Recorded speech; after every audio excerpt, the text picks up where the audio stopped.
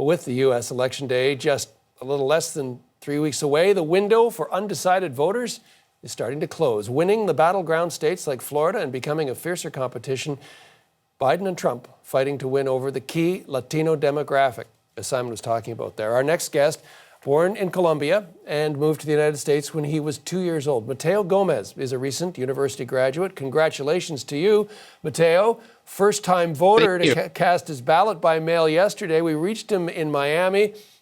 Let's talk about the big question. First, get it out of the way, full disclosure. Who did you vote for? So because of my background in both broadcast and journalism and political science, I tried to look at both sides up until that time frame because of how the mail-in system works. And I was like, okay, have to pick one. And I went Joe Biden this time. Okay, so let's talk about how difficult that decision was. Well, with the background, I try to see both sides one way or another. I try to avoid the drama, try to see what is actually behind the message. And I'm also the moderator here in the family. My parents lean one way, the grandparents lean another way. We have my friends is one way, my other friends are another way.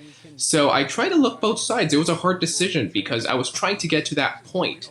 But I tried to give both candidates enough time to expose the latest information. So for example, healthcare, we saw that it was trying to be avoided up until the last day. Let's unpack this a bit, because there are those maybe across the border here in Canada that might be surprised to know that, as you describe your own family, so divided when it comes to Democrats or Republicans, and that there are many staunch Republicans within the Latino community, despite concerns they may have had, for example, over building walls, et cetera, and again with the Democrats. So let's talk about the fight that both political parties have within the Latino community. So, John, look, Florida is a special place. I love Florida. I've been pretty much raised here, but we are a special group of people that live here. And the Latino vote overall in the United States could be counted, or it could be referred to as the Latino vote, right? But in Florida, it's very divided. We have the Venezuelans and the Cubans that lean Republican.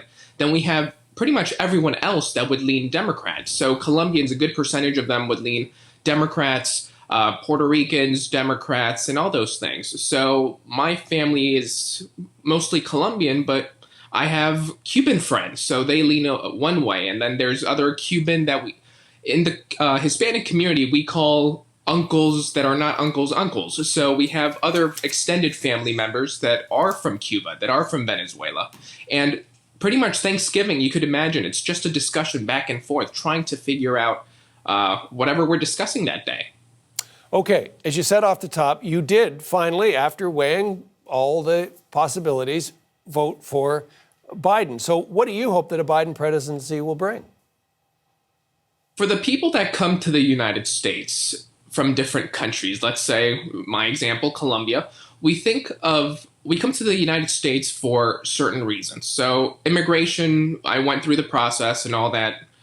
It's not an easy process, obviously, so that's one of the first things I would want to see. A nice, better plan, because the one that's working is the one that we have right now is not working. And I had the pleasure and honor of going to El Paso and crossing to Mexico last year, and it's just horrendous what you see over there.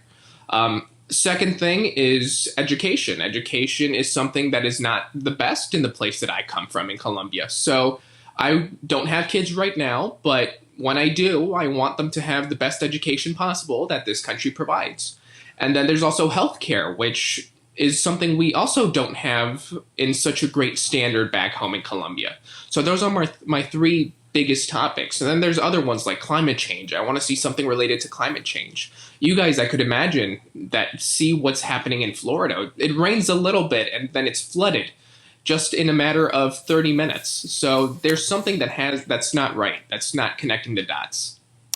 Mateo Gomez, congratulations once again on voting and your university graduation. Sounds like you've got a promising career ahead in journalism and broadcasting. Really appreciate it. And now doing an MBA right now, so. You got it all. Thanks, Mateo. Really appreciate it. Thank you so much, John. Mateo Gomez in Miami, Florida.